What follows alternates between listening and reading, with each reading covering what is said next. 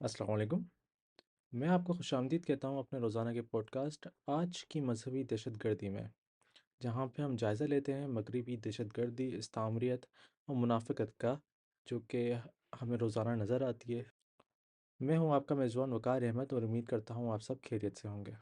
नाज़रीन, आज हमारे पास चंद इम्पोर्टेंट डेवलपमेंट्स हैं जिनके बारे में मैं आपको बात करना चाहता हूँ और मैं कुछ एनालिसिस अपना शेयर करना चाहता हूँ। जो सबसे बड़ी डेवलपमेंट है, जो कि अभी पूरी मगरबी दुनिया और मशरक़ी दुनिया जिस तरफ अपनी नज़र गड़ाए हुए है, वो ये है कि क्या गज़ा के अंदर जंगबंदी के इस माहदे को मज़ीद बढ़ाया जाएगा या नहीं बढ़ाया जाएगा। अब पिछला जो अभी ये हफ्ते के रोज़ गुजरा है, उस रोज़ हमास ने तो अपने जानिब से 6 इसराइली कैदियों को रिहा कर दिया, लेकिन इसराइल की जानिब से अब तक उनके वादे किए हुए 630 या 640 जो फ़लस्तीनी कैदी थे, उनको रिहा नहीं किया गया है, बल्कि अब ये तवक्को की जा रही है कि नेतन्याहू की हुकूमत इस सीज़ फायर के माहदे को, इस जंगबंदी के माहदे को दरगुज़र कर देगी, इसको ख़त्म कर देगी। अब इसराइल की जो मौजूदा हुकूमत है, नेतन्याहू की हुकूमत के पास दो बड़ी वजह हैं, जो कि वो चाहते हैं कि ये जंगबंदी का माहदा ख़त्म हो जाए। जो पहली बड़ी वजह है इस जंगबंदी के माहदे को ख़त्म करने की, वो ये है कि इसराइल ने ऑलरेडी जो हमास के पास जो ज़िंदा कैदी थे इसराइल के, उनको बाजियाब करवा लिया है। अब बेसिकली हमास के पास कोई लेवरेज नहीं है कि वो इसराइल को किसी चीज़ पे रोक सके। उसके साथ साथ जो दूसरी बड़ी वजह है कि नेतन्याहू की हुकूमत चाहती है कि जंगबंदी का माहदा ख़त्म हो जाए, वो ये है कि जब से इस जंगबंदी का माहदा तय पाया है, उसके बाद से इसराइल की फ़ौज ने तुलकरम में, जेनिन में और वेस्ट बैंक के मज़ीद शहरों में लगातार इंक्रोचमेंट करी है, उन पे लगातार हमला करा है। और जिस तरह विदाउट एनी कंडेमनेशन, बगैर किसी बैनुल-अक़वामी अपोज़िशन के, जिस तरह उन्होंने एक साल में गज़ा के अंदर कत्लेआम करा, उन्होंने ये सीखा कि हमें कोई कोई रोक नहीं सकता। तो जिस तरह वो वेस्ट बैंक में भी वही कत्ल वारत कर रहे हैं, पिछले कुछ 3 हफ्तों में 100 से ज़्यादा फ़लस्तीनियों को वहाँ पे शहीद कर दिया है। तो नेतन्याहू की हुकूमत यही सीखते हुए आ रही है कि अगर हम वेस्ट बैंक पे भी हमला कर रहे हैं तो हमें कोई नहीं रोक पा रहा, हम गज़ा पे हमला कर रहे हैं तो हमें कोई नहीं रोक पा रहा, तो क्यों ना एक ग्रैंड ऑपरेशन करके एक इस जंग को लंबा ताना खींच के यहाँ से मुकम्मल तौर पर फ़लस्तीनियों को ख़त्म कर दिया जाए, उनकी नस्ल को ख़त्म कर दिया जाए। गज़ा के अंदर जो जंगबंदी का मुआहदा है, उसको एक्सटेंड ना होने की एक बड़ी वजह ये है कि अभी पिछले हफ्ते थर्सडे को या जुमेरात की रात को इसराइल के सबसे बड़े शहर तेल अवीव में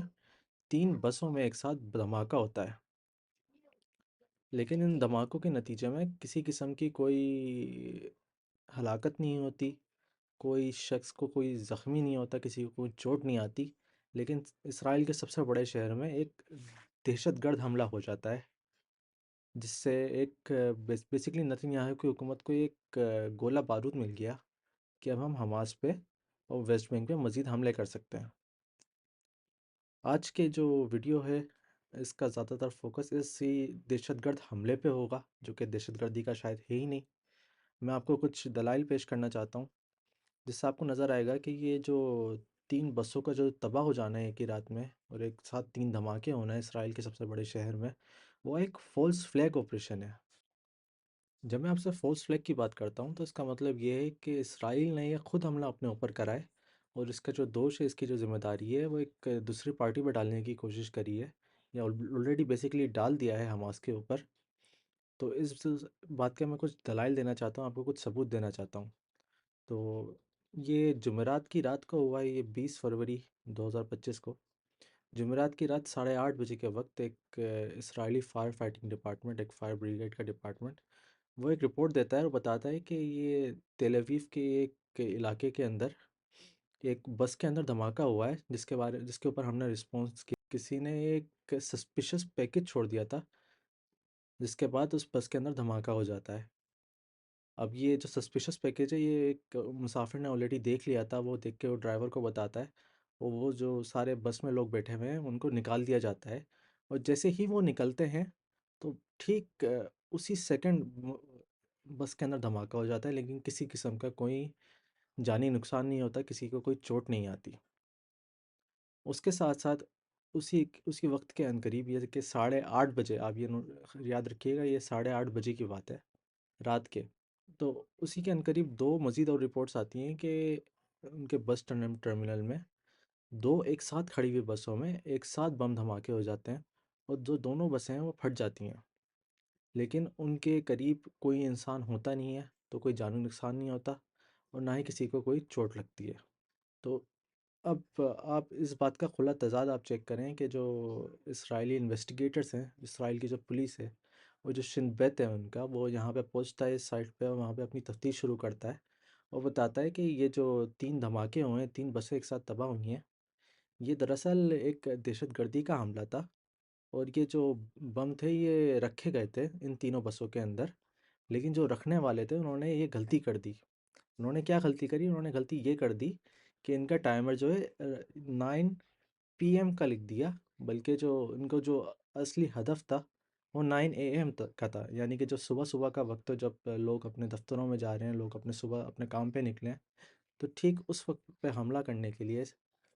उन्होंने यहाँ पे बम प्लान करे थे। लेकिन ये जो हमास के जो दहशतगर्द हैं, उन्होंने गलती कर दी। उन्होंने सुबह की जगह रात में बमों को प्लान कर दिया और उनको सेट कर दिया।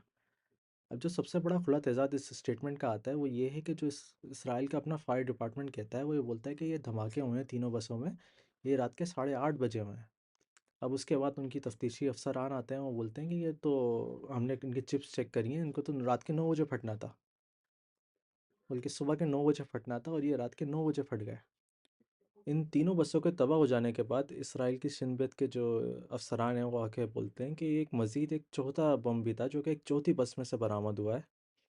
अब उसके अंदर एक बड़ी इंटरेस्टिंग सी एक बात करते हैं, वो ये इनके अफसरान बोलते हैं कि इस बम के साथ साथ एक कागज़ पे लिखा हुआ नोट भी था और उस नोट पे क्या लिखा हुआ था कि ये जो बम है, ये तुलकरम में जो इसराइल की फ़ौज हमला कर रही है उसका बदला है। अब आप दरअसल लॉजिक इनकी जोड़ने की कोशिश करें कि एक धमाका हो जाने वाली बस में जो कि इन हमास के जैसे गर्दों ने रखा है उस बस के अंदर, तो उसके साथ साथ वो पर्चे के ऊपर लिख के वो क्यों रखेंगे? यानी कि अब वो पर्चा है, अब जब धमाका होगा तो पर्चे को तो तबाह हो जाना है, तो ये मैसेज या फिर कम्युनिकेशन किस मकसद से कोई रखेगा कि वहाँ पे हमने धमाका भी कर दिया, लेकिन हमने धमाके के साथ साथ हमने एक खत भी लिख के दिया है कि ये ना हमने रखा है ये। इस धमाके के बारे में, इस दहशतगर्द हमले के बारे में आप एक और बात नोटिस करें। मैं आपको एक तस्वीर शो करता हूँ, आपको नज़र आएगा कि इस धमाके में 2 खड़ी हुई बसों को इस्तेमाल किया जाता है और ये जो 2 खड़ी हुई बसें जो कि दोनों तबाह हो जाती हैं, ये एक अलग एरिया में खड़ी हुई हैं। अगर आप बैकग्राउंड में उन तस्वीर में आप देखें, तो आपको मज़ीद और बसें नज़र आएँगी जिनके ऊपर कोई हमला नहीं किया जाता, उनके ऊपर कोई अटैक नहीं किया जाता। तो आप एक कन्वीनियंस देखें, आप इस पूरे इस हमले की आप एक आसानी देखें कि जो 2 बसें तबाह होती हैं, वो एक सुकून से,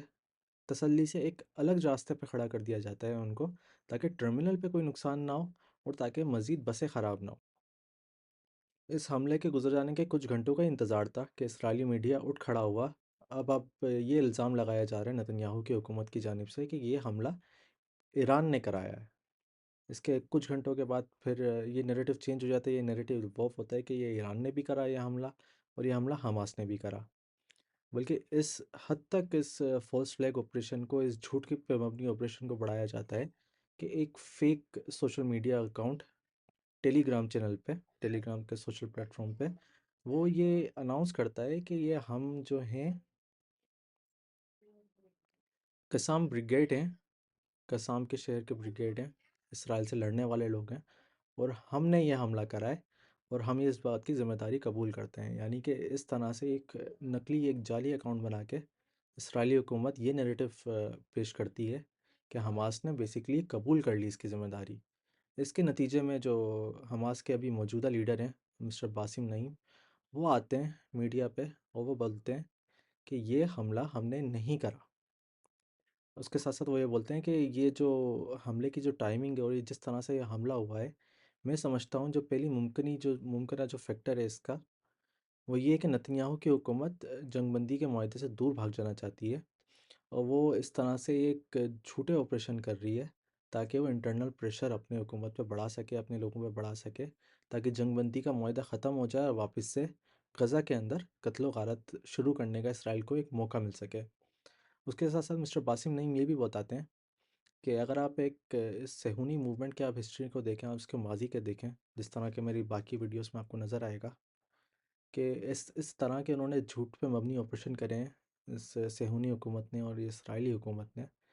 कि आपको नज़र आएगा कि अपने ही यहूदियों को मार के, अपने ही लोगों को मार के वो सामने वाले पे इल्ज़ाम डाल देते हैं कि ये हमला हमारे ऊपर हो गया और ये हम बेचारे हैं और हम निहत्ते हैं, हमने कुछ भी नहीं करा, हमारे ऊपर हमले होते रहते हैं। अभी मिस्टर बासिम नईम जो कि हमास के सरबराह हैं, उन्होंने जो एक्सप्लेनेशन आके दी है मीडिया पे, इस बात की मैं सपोर्ट में आपको एक छोटे से केस से कर सकता हूँ जो कि 1994 में हुआ। ये एक दहशतगर्द हमला, दोबारा डबल कोट, दहशतगर्द हमला किया जाता है इसराइल की जानिब से, एक झूठ पे मबनी ऑपरेशन। तो होता क्या है, होता ये है कि 1994 में इसराइल की हुकूमत बरतानिया के होम ऑफिस से डिमांड करती है कि हमारे जो लंदन में एम्बेसी है इसराइल की, इसको मज़ीद प्रोटेक्शन की ज़रूरत है, इसमें मज़ीद आपको अपने पुलिस अफसरान को तैनात कर देना चाहिए ताकि हम सेफ़ फील करें। अब जब यूके होम ऑफिस अपना ये असेसमेंट करता है और ये फ़ैसला करता है कि इसराइली एम्बेसी को मज़ीद प्रोटेक्शन की, मज़ीद पुलिस कवरेज की ज़रूरत नहीं है, तो जो इसराइल की अपनी एजेंसी है मोसाद, वो जानबूझ के अपना एक प्लानिंग के तहत एक कार बॉम्ब करती है, एक गाड़ी के अंदर धमाका करती है, जिससे आसपास के 20 लोग यानी कि 20 बरतानवी शहरी शदीद ज़ख्मी हो जाते हैं। और इसके नतीजे में जो मोसाद की एजेंसी है वो दो बरतानिया में बसे हुए, बरतानिया में रहने वाले दो फ़लस्तीनी आदमियों के ऊपर झूठा इल्ज़ाम लगा देती है कि ये हमला इन्होंने करा है। इसके नतीजे में बरतानवी पुलिस उन दो निहत्थे फ़लस्तीनियों को उठा लेती है, उनको 20-20 साल की कैद दे देती है और उनको फिर बरतानिया से ख़ारिज कर देने की, बरतानिया से निकालने की भी प्रोसेस स्टार्ट कर लेती है। अब बाद में MI5 के डॉक्यूमेंट्स इस बात को कंफर्म करते हैं कि ये हमला अपने इसराइल की मोसाद एजेंसी ने खुद ने करवाया और अब बरतानिया की पुलिस और जो MI5 है उनको पता था कि ये जो 20 बरतानवी शहरी ज़ख्मी करे हैं, ये फ़लस्तीनियों ने ज़ख्मी नहीं करे बल्कि ये इसराइल की अपनी इंटेलिजेंस एजेंसी मोसाद ने करे हैं। एक लंबी चलती हुई चौड़ी हिस्ट्री है, जिस तरह से अगर आप मेरे चैनल में, आपसे गुजारिश करूँगा आप मेरी मज़ीद वीडियोस देखें, आपको नज़र आएगा कि किस डेप्थ में, किस प्लानिंग में, किस हद तक इसराइल की हुकूमत अपने ही लोगों को मारती है या मगरबी दुनिया के लोगों को मारती है और इल्ज़ाम फ़लस्तीनियों पे, मुसलमानों पे और अरबी लोगों पे लगा देती है। यहाँ पे मैं आज के पॉडकास्ट, आज की मगरबी दहशतगर्दी का अख्ताम करता हूँ। आपसे इजाज़त तलब करता हूँ और आपसे दरख्वास्त करता हूँ कि अगर आपको मेरी सहाफ़त पसंद आई, अगर आपको मेरी वीडियो पसंद आई, तो आप मेरे वीडियो को लाइक करें, मेरे चैनल को सब्सक्राइब करें। इसके साथ साथ मैंने वीडियो के डिस्क्रिप्शन में अपने ब्लॉग का लिंक दी हुई है। अगर आप अंग्रेज़ी पढ़ना जानते हैं, अंग्रेज़ी पढ़ने का शौक़ रखते हैं, तो आप मेरी ये एविडेंस बेस्ड ब्लॉग्स जो कि मगरबी इस्लामियत और मगरबी दहशतगर्दी पे हैं, चाहे वो अमेरिका की हो, चाहे वो बरतानिया की हो, चाहे वो फ़्रांस की हो या चाहे वो रूस की हो, इन सब को मैंने अपने ब्लॉग में कवर करा है। मैं रेगुलरली राइट करता हूँ, आप उसको भी फॉलो करें। बहुत बहुत शुक्रिया। अल्लाह हाफ़िज़।